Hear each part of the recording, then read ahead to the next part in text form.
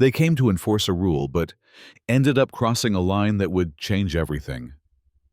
When two power-hungry HOA officers humiliated a woman in the middle of a medical treatment, they thought no one would fight back. But they didn't count on her family, or the man who would bring the entire HOA crashing down. This isn't just a story about revenge, it's about justice, community, and the moment silence turned into resistance. Belridge Hills had always looked perfect from the outside. Rows of manicured lawns, pastel mailboxes, and neighbors who nodded politely but rarely spoke. But the calm was an illusion, and those who lived there knew it. The HOA ruled everything from lawn height to mailbox paint, and behind the bylaws were two men who enforced them like gods, Doug and Phil. On a cloudless Tuesday morning, they showed up unannounced at Kevin and Jennifer's home. Doug was already on edge.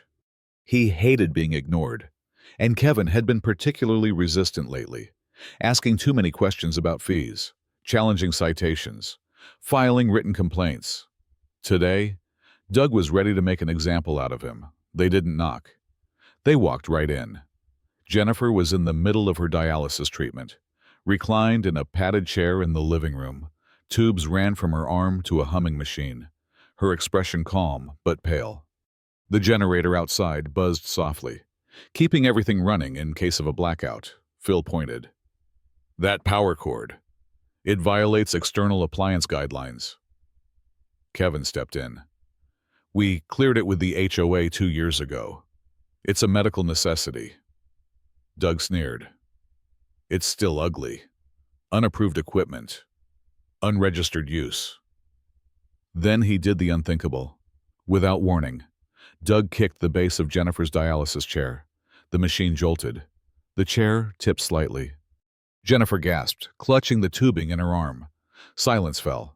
Kevin stood motionless for half a second.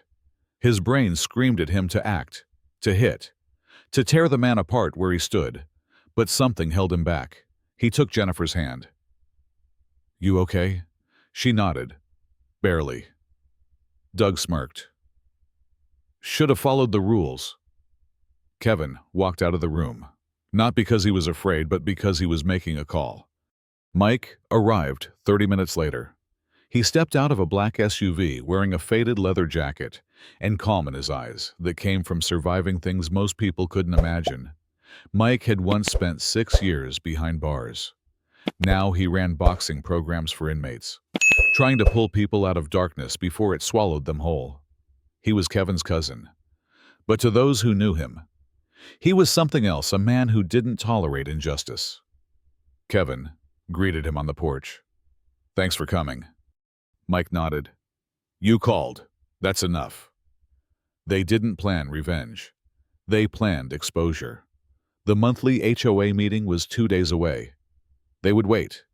The Belridge Hills Community Center was filled to capacity. Most people showed up for the free cookies and the illusion of being heard.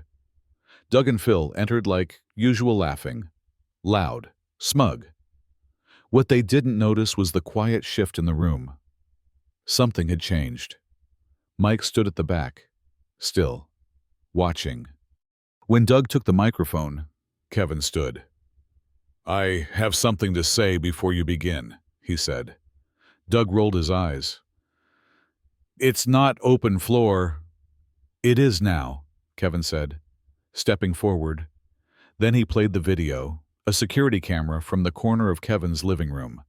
Silent footage, but clear. Doug walking in, Phil pointing, Jennifer in her chair, Doug's foot, the kick, her reaction, the machine shaking, the room gasped.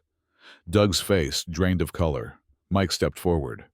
You see, he said, his voice steady. Some rules don't need enforcement. Some things are just human. And if you can't recognize that, then maybe someone needs to show you how. Phil tried to speak, but Mike's eyes froze him in place. Doug opened his mouth. That footage is... Mike moved. One clean punch. Doug staggered backward into the meeting table, crashing into a tray of flyers and crumbling into a heap. Mike didn't raise his fists again. He didn't need to. The silence in the room wasn't fear. It was awakening. People began standing. "I got fined for parking in front of my own house," one woman said. "They shut down my daughter's lemonade stand," a father added. "They yelled at my son for drawing chalk on the sidewalk," someone else said. The dam had broken. Within days, residents began organizing. A local attorney offered pro bono work. A retired city clerk discovered financial irregularities in HOA spending. The president resigned. Doug and Phil were suspended pending legal review, but more than that, Belridge Hills changed. Jennifer received formal apologies from nearly every neighbor. A GoFundMe for her new treatment equipment surpassed its goal in 24 hours. People who had lived next door for years finally spoke to each other like humans. Mike didn't stick around long. "You sure you want to go?" Kevin asked. Mike shrugged. "I'm not the hero. I'm just the wake-up call." He looked at Jennifer, who was sitting peacefully on a new recliner, donated by neighbors. "You didn't need me to fix this," Mike said. "You just needed to know you weren't alone." Weeks later, the HOA board was rebuilt from scratch. Residents voted for transparency, fairness, and compassion. Kevin helped form a new community oversight committee. Jennifer became a quiet face of strength in neighborhood meetings. And Mike, he started a neighborhood self-defense class, open to everyone, no questions asked. Belridge Hills would never go back to what it was, because now they had remembered what community really meant. Not silence, not fear, but standing up together.